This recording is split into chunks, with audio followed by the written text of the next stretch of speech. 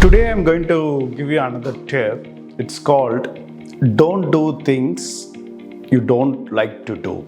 It's a kind of a counterintuitive statement.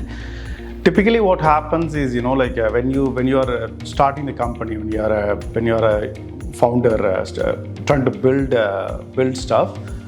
You try to do everything, right? You try to imitate people. You try to do, if somebody else is doing something, you try to do it. But as the company has grown and over the years, what I figured out is we are not good at everything, right? Everybody got their own strengths and weaknesses.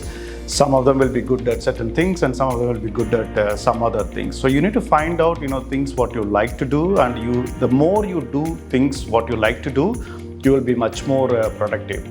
I'll give you a bit more concrete examples, right? Today, when you look at LinkedIn or Twitter or Facebook, you'll see like influencers or founders. Some founders are super active, right? They are continuously putting some tweets and they're engaging in conversations. Some of them doing a lot of things on LinkedIn and Facebook. Maybe some founders do Facebook and Instagram and a bunch of other things. But it's not for everybody, right? For example, in my case, I'm not really actively, for example, Twitter is not for me because I can't really keep on updating my tweets and putting some small nuggets here and there. And I stopped Twitter a long time ago. My account, if you go and check my account, the last tweet maybe years ago. That's because I figured out, that's actually draining my energy rather than, being productive and doing things like that. There may be some benefits I'm missing out of not being on Twitter, but you can compensate that by doing things which are much more what you like to do and what you'll be productive. And the other problem I noticed is, if you are trying to do something which you don't like, it's 5 times harder. For example, some people may not be good at speaking in conferences, including me. I'm more of an introvert, quiet person. I'm more of a thinker rather than a talker.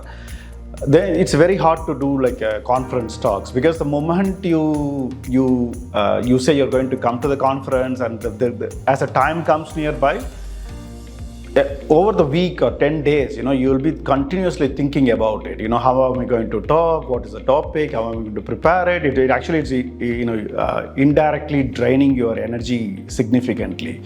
So what you need to do is, make sure you try to avoid doing things which you don't like to do, and then stick to it. Okay, it's easy to say because it's also the context is important, because when in the early stages of the company, of course, you don't have resources to do a lot of things, and you need to jump, and as a founder, you need to jump and do everything, even if you don't like it. You need to do things, because I have done everything. I have done a bit of finance, I have done a lot of support, and I have done pretty much every single role in the company. Whether I like all of them or not, probably not, right? I'm a tech guy. I'd love to spend a lot of time on my product, but at the same time, it's important to look after certain things. But as you scale, when you get 50, 100, 200 people, then you always think there is somebody in the company who may be enjoying what you don't like, right? Give it to them. They will do 5 times better than what you can do. That is continuously something you need to look out for. And today, one of the sub-tip out of this is there is a book called Who Not How. It's very important. When you get a task, right? Okay, say for example, we wanted to ramp up the pricing page of the product. The early days, your thought will be you will jump and start doing stuff yourself. But now it's all about who in the company can do the job better than you. It's not how you're going to do it, and then hand it over to them. They will do a much better job than what you can do. Sure, that's all for today.